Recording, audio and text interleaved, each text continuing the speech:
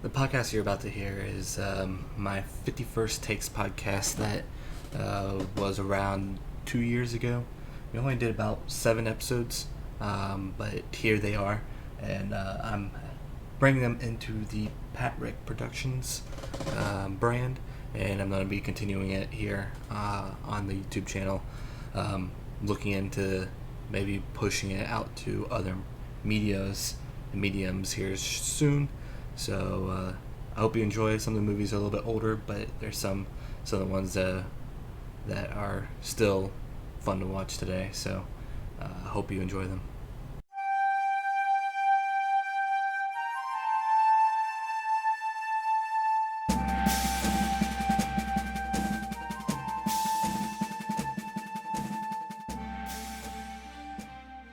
Hello, my name is Patrick, and welcome to 51st Takes.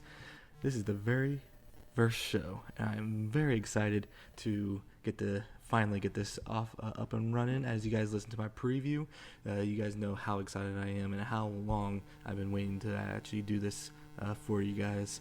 But we're actually going to start it off on a bang. We're going to start it off with Infinity War. I'm going to be talking about it. I'm going to give you my opinion, and yeah, let's get this ball rolling. Okay, now that we got that out of the way, holy cow, was that great. Like, I need to watch it a couple more times. I've already seen it twice, but this is easily in the top 5 of the MCU movies out there for me. And all right, let's just take a deep dive in it. This is Marvel's Infinity War. It is directed by the Russo brothers, who did a phenomenal job. Screenplay by Stephen McFly, the same people that do all the other ones.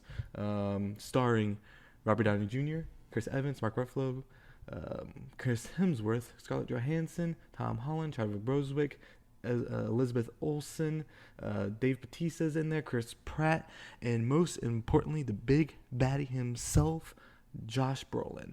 This movie is centered around Thanos, and Josh Brolin knocked it out of the park. I am telling you, he is now number 1 on my big baddie list for the MCU, and it is not even close. I am sorry, Killmonger. I am sorry, Loki, but Josh Brolin with Thanos is number 1 and will be number 1 for the future.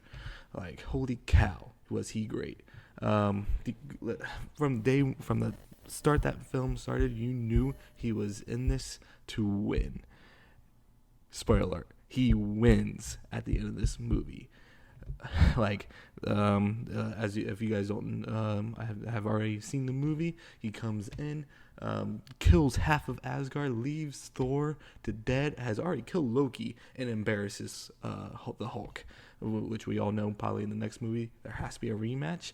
So that's when Thanos got the Space Stone, and then the Guardians came in, and that interchange between Chris Pratt and Chris Hemsworth is amazing.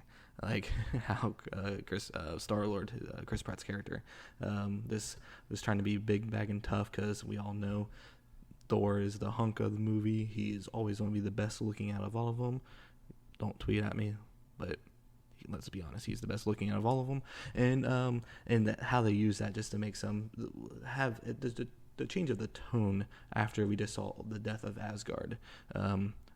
Is what actually this movie does a lot, and where it does a good job, where I liked how it was all death, it was all serious, the stakes were high, but it intersects these scenes of humor that kind of balances it out.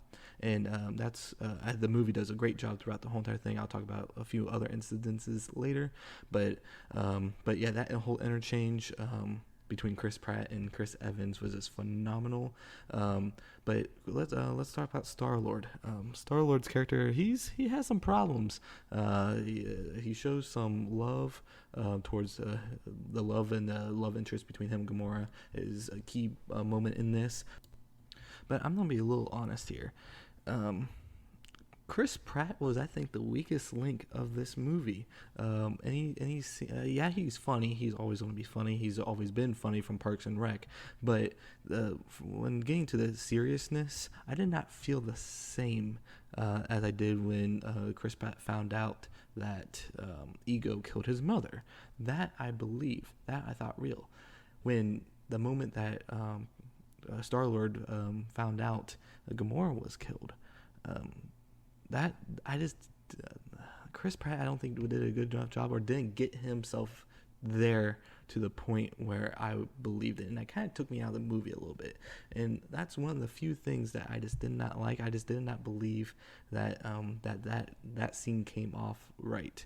But let's go back to the stuff that I thoroughly enjoyed, and that is Thanos. Thanos. I mean, I can't stop talking about Josh Brolin and how great he was. His story arc where he finds Red Skull on this random planet. Holy crap. Like, he finds Red Skull. He has to kill Gamora to achieve to get the power of the Soul Stone. And with that almost completing the Infinity Gauntlet, this is, I mean, it's like I can't even. I'm almost speechless thinking about how good Josh Brolin was in this role. Some of the things that I really liked is Robert Downey Jr. is always phenomenal. That Extremis suit looks amazing. It kind of has the Blue Beetle for those DC fans. I know, blasphemy. I'm sorry, but it had that Blue Beetle kind of effect where he kind of morphed it into anything that I believe he can think of.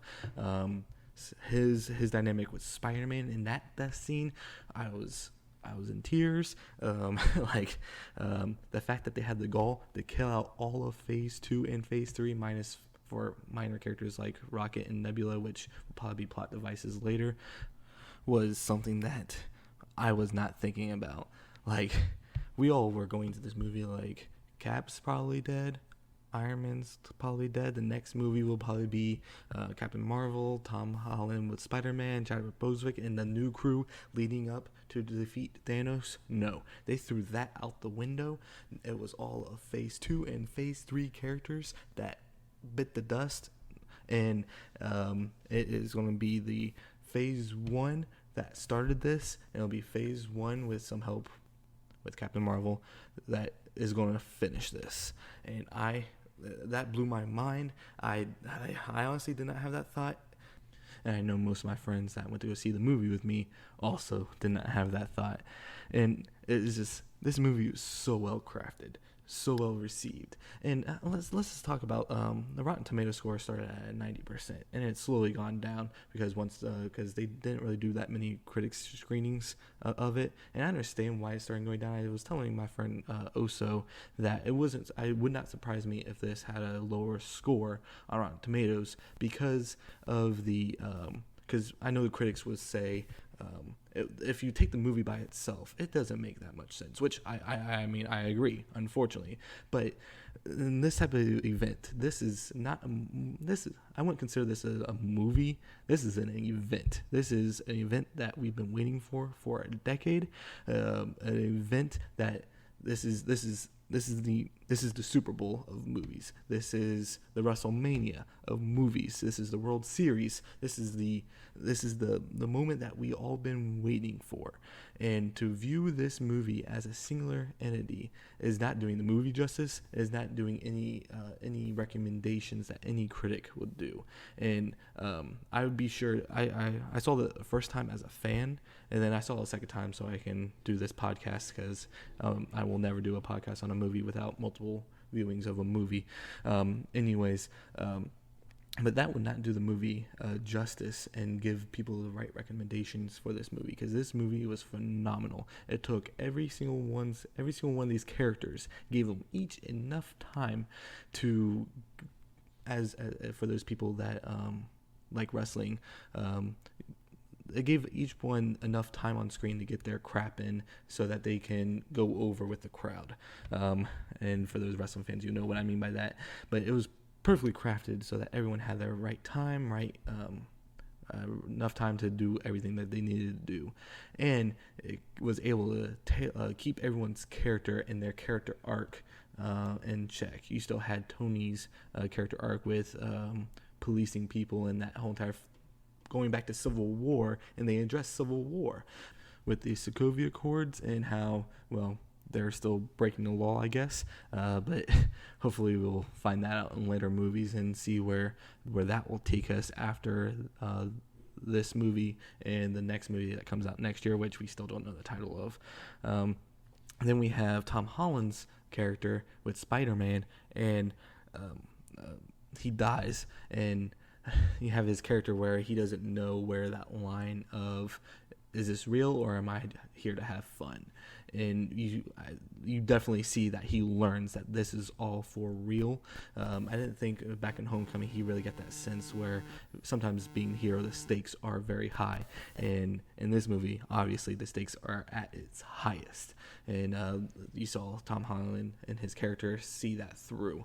Doctor Strange, where he had a sense of duty in having to protect the time zone to protect the universe over lives. And he eventually gave the time zone to save Tony, whether we know that is on purpose or not, because he had that whole entire, he saw 14 trillion outcomes. Is him giving the time zone willingly to Tony one of those 14 outcomes that helps save him? We won't find out until the next movie. And then Captain America is Captain America. He'll always have that centered focus of his duty to protect the Earth. You have T'Challa opening up the world. We didn't really see that much of Wakanda, which I am very happy that we could always use more Wakanda, but I was afraid that they were going to give too much Wakanda in this movie after the success of Black Panther, and they managed that just right, in my opinion. And Mark with the Hulk, where the Hulk didn't want to come out after being embarrassed by Thanos in the very, very beginning. Like I said before, that's going to be a rematch in the next movie. Just book it. Definitely going to be a rematch. So much more of the each character had fully fleshed out character arcs with what they've had in their previous movies. Now, if you take this movie by itself, their character arcs, each character seems kind of one note and stuff like that, but as a full arc, well, one note outside of most likely Thanos, because he's shown a full arc from the beginning of this movie to the end, but all the other characters, if you take it by itself, you don't get that full character arc in this. But overall, this movie is great. Don't listen to some of those critics out there that are talking bad mouth about it. There are a few things that I think missed, just like Chris Pratt's character, like I said earlier, and some other story details that we can get into later. But honestly, I'm doing this as a fan right now, and I was fanboying out when I watched this movie. It is great. If I had to put a number on it, I do things. You'll see later on my later reviews. I don't give things that a 10 out of 10 or 9 out of 10. You see me do it on Twitter, but in this podcast, you'll see me. This is 51st takes, so I am doing how many takes will I rewatch this out of 5, and this is definitely a 5 out of 5. I'll watch this movie every day if I had enough money to. This is the culmination of a decade, and if you haven't, go see it. If you haven't seen all the Marvel movies, don't worry. There's plenty of stuff on YouTube. I'm not doing create one, but there's plenty of stuff to get you speed up. This is the event of the decade when it comes to movies. Go see it. It will be well worth your time. And if you guys are still listening to me at this point, I have to thank you guys, because this is a rough one. Like I said, this is my very first one, so bear with me. Over the weeks, I will be getting better. Before I leave you guys, I am going to say thank you again for listening today. Make sure you hit that like and subscribe button up there. And yeah, just follow me on social media at 51st Takes. I'll be having a poll up for next week's movie. I'll give you guys a choice of 3 or 4 movies to choose from for me to review next week. There's not much coming out next week. There's some smaller films, but mostly it's just Infinity War coming out until Deadpool. But yeah, go ahead and follow my social media at 51st Takes. And yeah, thank you again for listening. Have a good one, guys.